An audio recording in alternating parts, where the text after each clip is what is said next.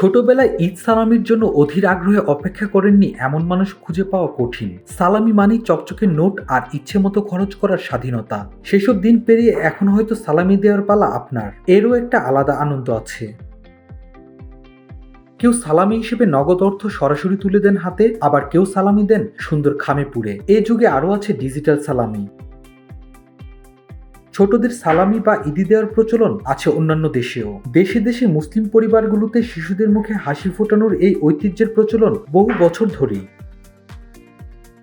অনেক ইতিহাসবিদ ধারণা করেন সালামি বা ঈদের প্রচলন হয় ফাতিমীয় খেলাফত যুগে মিশরে। সেটা দশম শতাব্দীতে রাজকোষ থেকে রাজ্যের ছোট বড় সবার জন্যই ঈদের উপহার দেওয়া হতো। তখন সেই সময়ের প্রচলিত কারেন্সি বা অর্থ তো বটেই, পোশাক, মিষ্টি কিংবা ফলও দেওয়া হতো শুভেচ্ছা উপহার হিসেবে। সেই রাজকীয় ঐতিহ্যই ধীরে ধীরে হয়ে ওঠে পরিবার কেন্দ্রিক এক প্রথার অংশ। ফাতিমীয় খেলাফতের শেষ সময়ের মোটামুটি 500 বছর পর যখন অটোমান সাম্রাজ্যকালও শেষ, তখন এটি প্রায় পারিবারিক এক প্রথায় দাঁড়িয়ে গেছে। সেই থেকে বহু দেশেই এই প্রথা ছোটদের জন্য ঈদের অন্যতম আকর্ষণ হয়ে গেছে।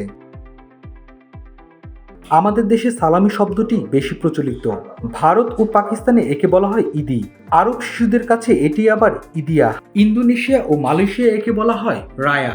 নাম যেটি হোক, সালামি পাওয়ার আনন্দটা সব শিশুর কাছেই এক। টাকা পয়সা ছাড়াও মিষ্টি বা চকলেট দেওয়া হয় কোনো কোনো দেশে।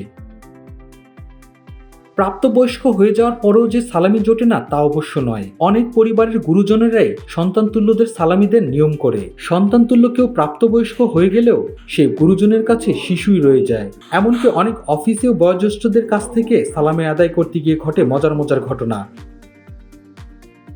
পরিবারের শিশুদের ঈদ সালামি তো নিশ্চয়ই দেবেন। সুবিধা বঞ্চিত শিশুদের কথাও ভুলে যাবেন না যেন। ঘরের কাজে সহায়তাকারী, নিরাপত্তারক্ষী ও পরিচ্ছন্নতা কর্মীর সন্তানদের জন্য অবশ্যই ভাবুন।